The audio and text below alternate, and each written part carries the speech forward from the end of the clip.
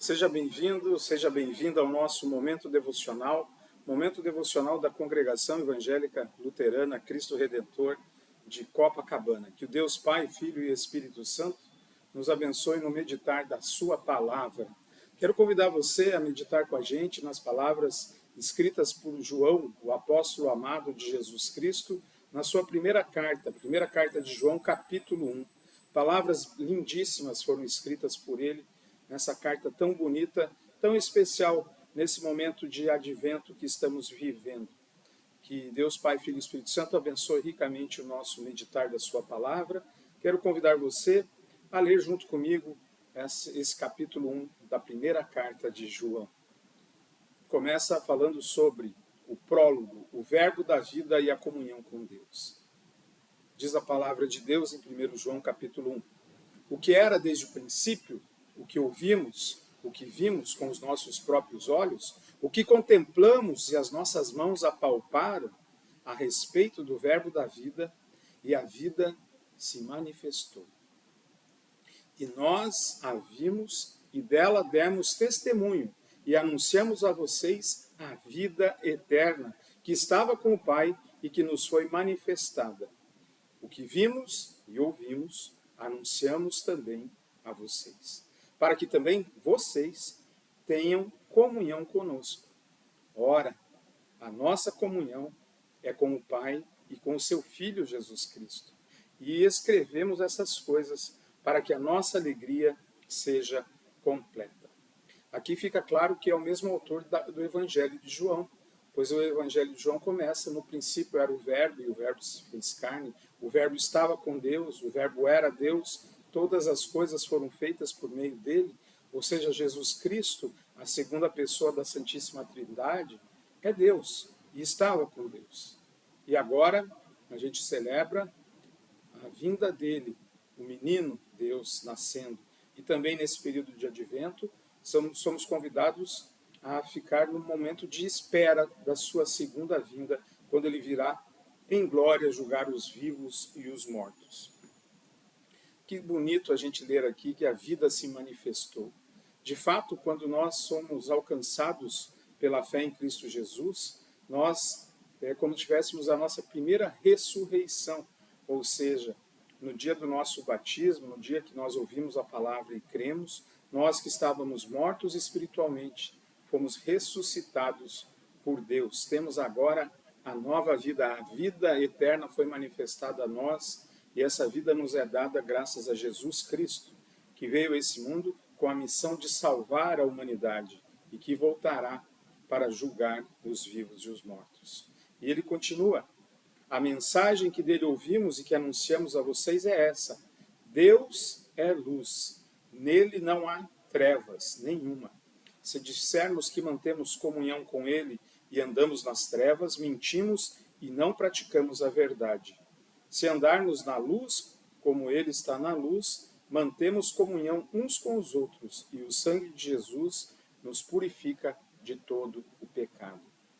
Nós que vivemos nesse período de espera, de preparação, por isso que a cor é azul, ou também roxo, roxo assim como é a cor da quaresma, porque são dois períodos de preparo. Nós nos preparamos para a vinda de Jesus. Isso fica tão evidente nesse período, né, com as decorações. Aqui nós temos, né, do meu lado esquerdo, nós temos a coroa de advento. No primeiro domingo do advento a gente acende apenas uma vela. Nós temos aqui à minha direita a árvore de Natal, lá fora luzes iluminando. É dessa maneira que a gente prepara a nossa casa, a nossa igreja, com o presépio, para celebrarmos o Natal. Mas também é um período em que a gente pensa na volta de Jesus. E é exatamente como é que nós vivemos essa espera.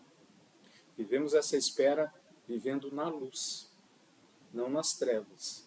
Vivemos na luz da palavra de Deus. Salmo 119, 105 diz: a tua palavra é lâmpada e luz para os meus caminhos.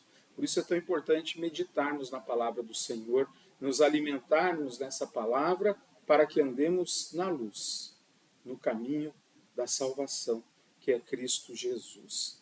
Porque é o sangue de Jesus que nos purifica de todos os pecados. Não é falta de pecados que me leva ao céu. Não são os pecados que me levam ao inferno. O que me leva ao céu é Cristo, que coloca no meu coração a fé salvadora. O que leva as pessoas ao inferno é não crer em Cristo.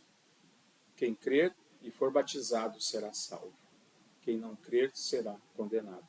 Por isso agora João vai dar uma ênfase sobre pecado, confissão e perdão nos versículos finais desse primeiro capítulo, exatamente para que todos que lessem, ouvissem essa carta, lembrassem da importância de andarmos na luz, que é Jesus Cristo. Andar na luz é ouvir a voz do bom pastor Jesus. É confiar nele, ao ponto de deixarmos de lado a nossa vontade, a nossa razão, e ouvir a sua voz e obedecê-la. Viver sob a orientação da palavra de Deus. Como isso é difícil.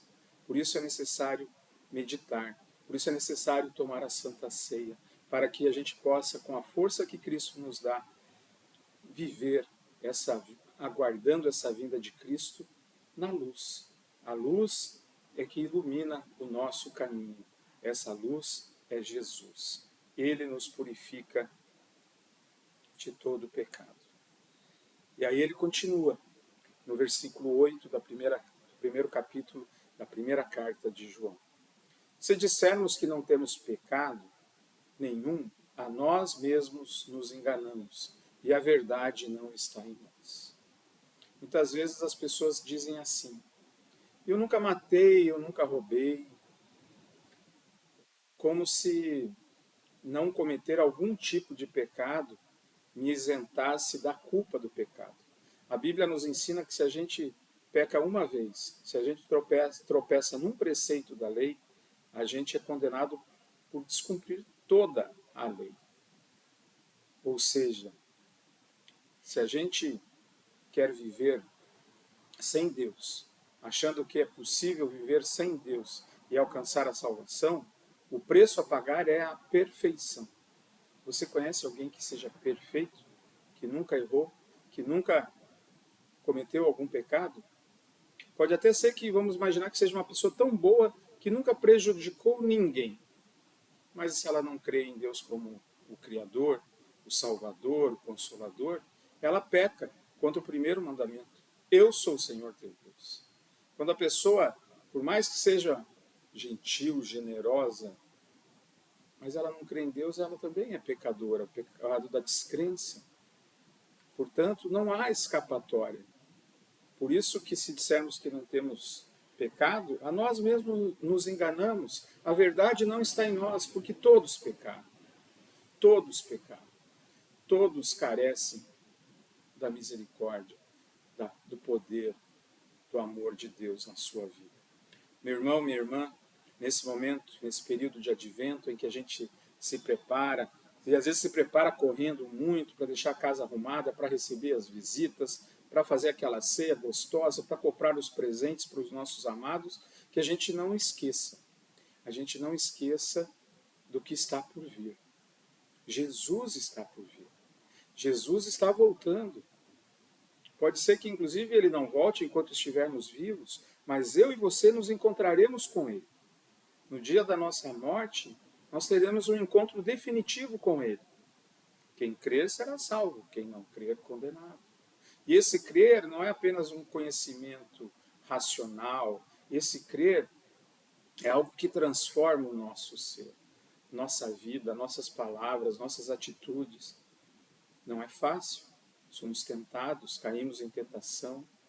Muitas vezes nos apegamos a algum tipo de pecado e isso faz com que a gente, ao mesmo tempo, vive uma vida dúbia, uma vida em que eu estou com um pé na igreja e com um pé fora da igreja, um pé na fé e um pé no mundo.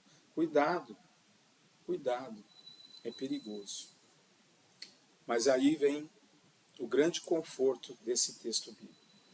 Se confessarmos os nossos pecados, de João, no versículo 9, ele, Deus, é fiel e justo para nos perdoar os pecados e mais, e nos purificar de toda injustiça.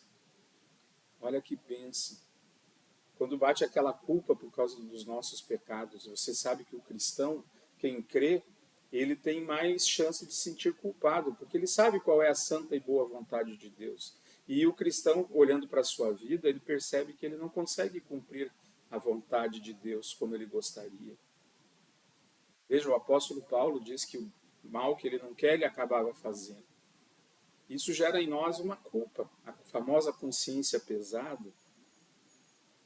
Muitas vezes essa culpa, inclusive, nos afasta de Deus, deixa a gente com medo, porque a gente sabe que o salário do pecado é a morte. Por isso que é tão importante lembrar dessas palavras, dessa promessa.